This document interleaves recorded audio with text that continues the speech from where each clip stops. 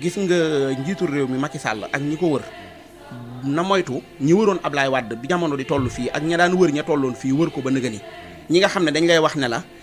état moom dafa am doole état moo fort état moo nangam état lañ yor ñii dañuy fontoo nangam loi yi moo gën a féeti nit gis nga doo seen moroom ku am doole ba am doole liy wane am dooleem mooy mu am grandeur ak niveau de dépassement maanaam ki am doole mooy koo xamante ne doom dana def loo xamante sax di cëpp-cëppi mu wóor la ne doolee état xajut ci moom waaye nga yëg ne kii gaañ ko wala écrasé ko loolu amul njariñ bu boobaa nag liy am mooy fi mu ne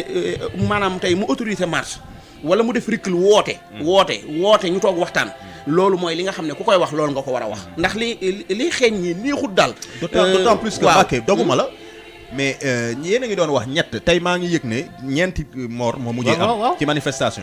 mais buñ ko xeeb oustaz kenn xeebu ko benn mort rek déjà dara la ñoom laay waxal politiciens yi buñ ko xeeb parce que benn mort déjà dara la mais 4 morts quand même lépp ci ñoom la jógee moo tax ma ne lii raam ci ñag bi la jëm te dafa tàmbulee doy waar gis nga dafa am yu baree bari ñoo xam ne gis nga li ñu xewal léegi nii muy jàpp nii di yóbbu ci kaso bi di jàpp ay leader